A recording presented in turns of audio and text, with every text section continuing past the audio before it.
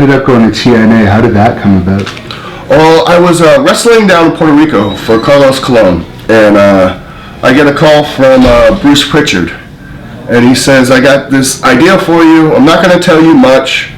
I want you to just fly down. Because at the time I was living in Puerto Rico, so I was like, you know what? I'll get to go back to Florida, free trip home, maybe get to see my parents. So I was like, yeah, I'll come in, check this out, see what's going on. So I went to a meeting with all the guys from TNA, and they said that they got a pretty big idea for us, this Aces and Eights gimmick. And they told me the whole gimmick about me and Kurt Angle feuding and how I was going to turn on them. And I knew Kurt Angle before that, right? Oh, yes. I've known Kurt Angle through amateur wrestling. He used to come down and do camps for my dad. And when he would come do camps, I was always, of course, his beat-up dummy. Of course. Who else? Me. So I was kind of used to it anyways.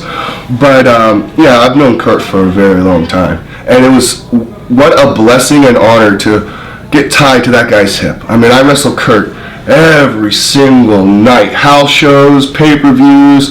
I learned so much from him, and I got nothing but respect for that guy. So I guess working with Kurt was the highlight of your TNA run? I would say that was pretty much, I mean, working with Kurt, Jeff Hardy, Samoa Joe, Austin Aries, those were some of the guys that I just remember having matches with and just never wanted it to end. You know, you had those matches where you're out there and they're like, okay, it's time to go home, and you're just like, man, I don't want to stop. Like, you're having so much fun. The chemistry's there and the crowd's there. It was a good times, man. I really enjoyed my time there. What was it like working with Bubba Dudley? Because he was one of the Aces and Eights, I think. Next question. Okay. What did you think of the whole Aces and Eights gimmick in TNA? I loved it. I thought it was something unique. I thought it was something different. I really enjoyed it. It was hot. I mean, the crowd, the people, they were getting behind it because I felt like it was something different and something new that the crowd in wrestling hasn't seen in a long, long time. So I thought it really sparked a lot of interest. Okay, and in Great North Wrestling and other companies around Quebec, there's actually a Quebec version of Aces and Eights. What do you think of the gimmick becoming so popular that it's kind of expanded into a spin-off gimmick in Canada in the province of Quebec? You know what? I'm proud of these Quebec boys. I'm proud that they're bringing the Aces and Eights out here, and I'm glad that they're doing their thing.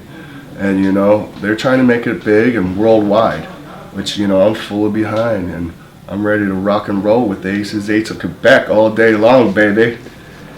And last question for TNA. There's a lot of turmoil there right now. It's probably looking like, it's been looking like this for a few years, but it looks like it's at the end.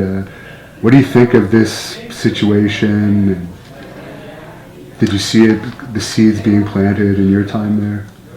I saw the seeds being planted when I was there. I mean, it's when I saw some of the people that they were firing, from Bruce Pritchard to Eric Bischoff, which were so creative. I mean, Bruce Pritchard and Bischoff, I mean, they're really creative people. And once they started letting those guys go, and then, of course, Austin Aries, Samoa Joe, AJ Styles, you start looking around and going, what are they doing? You know, where are they going? You know, and it really sucks because at a time when I was there in the Aces and Eights, we were doing good. TNA was actually doing really good.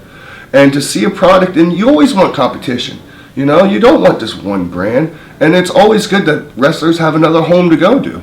You know, because then you get to see different wrestlers and you get to see different people, different characters. Because, you know, you don't always just want to be this plain, bland, you know, whatever. You know, you want different flavors. And it's good for business. And it hurts me knowing that they're just not going the direction that they need to be going. Do you think Billy Corgan actually could have done anything to help the company, or? I don't even know what's up with that. That was pretty weird. Like, I guess he was a wrestling fan. Some people said that he did a couple shows. I don't know. I guess the last thing I heard was he's suing him. Right. For not getting paid.